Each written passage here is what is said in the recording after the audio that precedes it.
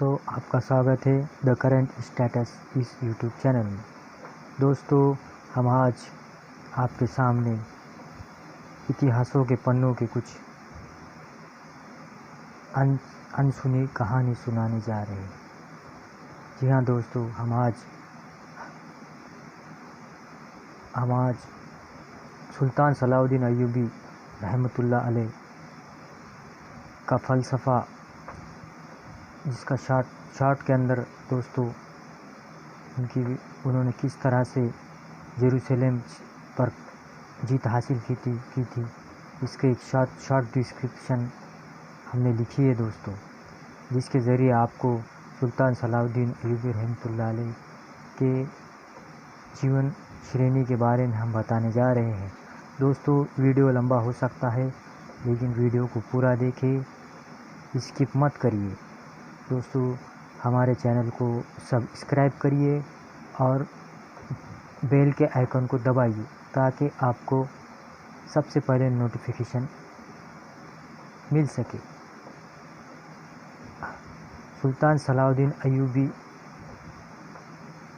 रहमतुल्लाह अलैह, जिन्होंने ईसाइयों से जेरूसलम पर फतेह हासिल की थी दोस्तों, जहां एक और साम्राज्यवाद का माहौल था, वहीं दूसरी तरफ मुस्लिम वास्तुकला ने कई इमारतों को शक्ल दी थी। अपने साम्राज्य को बढ़ाने के साथ ही कुछ इस्लामिक शासकों ने दरियादिली बहादुरी की मिसालें पेश की थी। उन्हीं में से एक सुल्तान सलाउद्दीन अय्यूबी रहमतुल्लाह अलैह एक था। 12वीं सदी का एक मुस्लिम शासक सलाउद्दीन अय्यूबी, जिसने ईसाइयों से जेरूसलम पर फतेह हासिल की, वहां अय्यूबी साम्राज्य की स्थापना की। तो चलिए दोस्तों, जानते हैं सलाउद्दीन अय्यूबी के बारे में।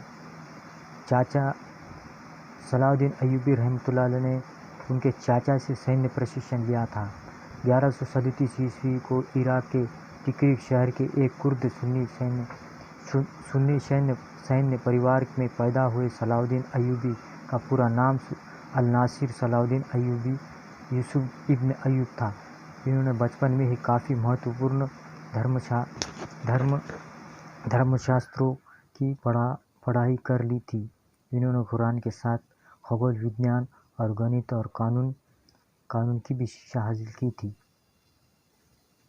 अपनी शिक्षा पूरी करने के बाद वो एक युवा सैनिक के तौर पर राज्य की सेना में शामिल हो गए थे।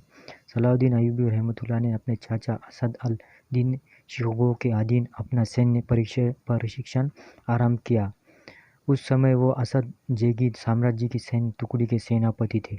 अपना परीक्षण पूरा करने के बाद सलाउद्दीन अय्यूबी रहमतुल्लाह अलैह को एक छोटी मोटी लड़ाई में अपना जौहर दिखाने का अवसर मिला,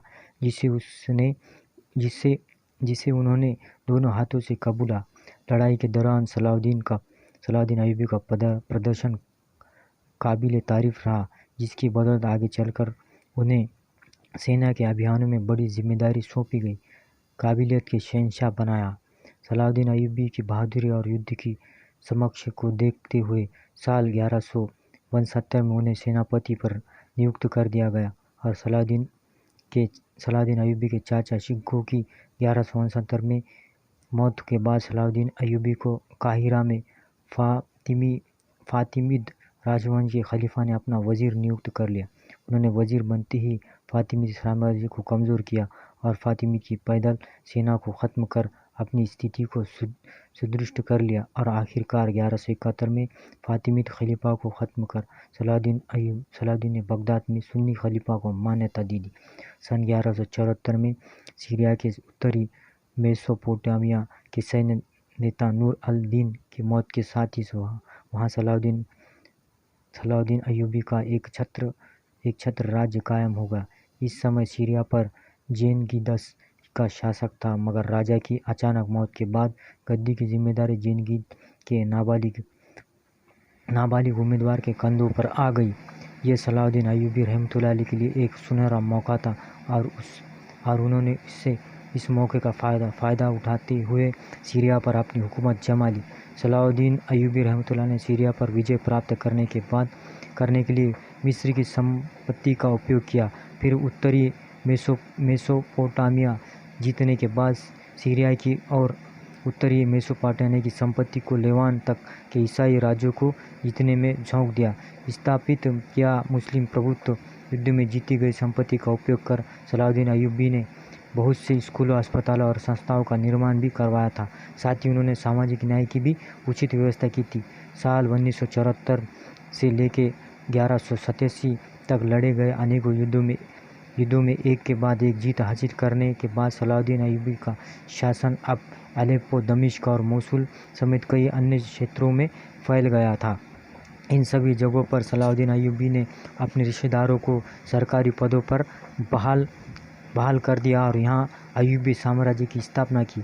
मगर सलाउद्दीन अय्यूबी का ये शांत शासक अधिक समय तक नहीं चल पाया, क्योंकि इस दौरान ईसाइयों की क्रूसेडर सेना मुस्लिम साम्राज्य को ख़त्म करने के लिए सलाउद्दीन अय्यूबी के समक्ष आ खड़ी थी।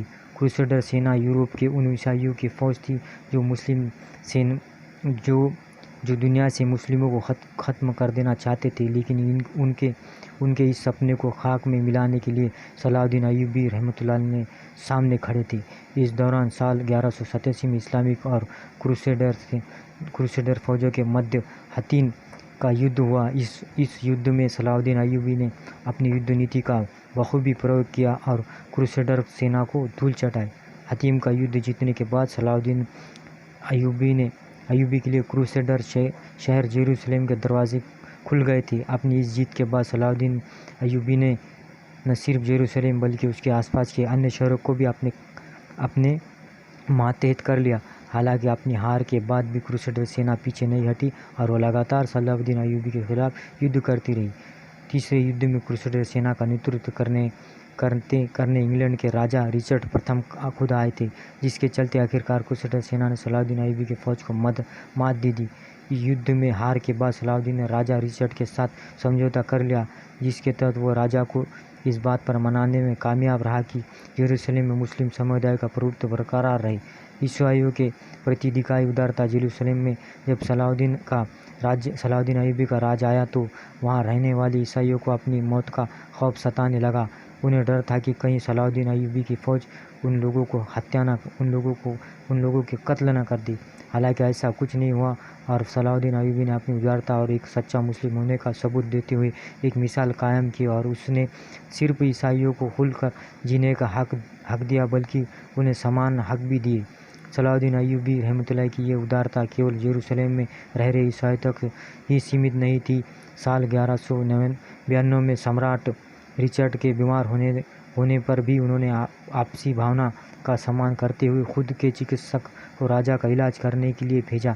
इतना ही नहीं, जब युद्ध के दौरान रिचर्ड का घोड़ा मर गया तो सलाउद्दीन अय्यूबी ने उनकी फ़ौज ने सम्मानपूर्वक रिचर्ड को युद्ध भूमि से बाहर जाने दिया और बाद में उन्हें 2 घोड़ों की पेशगी भी दी। सलाउद्दीन अय्यूबी के इस उदार व्यक्तिमत्व से क्रूसेडर और मुस्लिम समुदाय के आपसी संबंधों को भी सुधारा गया। साल 1193 में महज 57 साल की उम्र में सलाउद्दीन अय्यूबी इस दुनिया से पर्दा फरमा गए। हालांकि दुनिया से जाने से पहले उन्होंने मुस्लिम साम्राज्य का काफ़ी हद तक विस्तार कर दिया था। दोस्तों, ये थी सुल्तान सलाउद्दीन अय्यूबी की जीवन शैली, जो मैंने हमारे YouTube चैनल के ज़रिए से आपको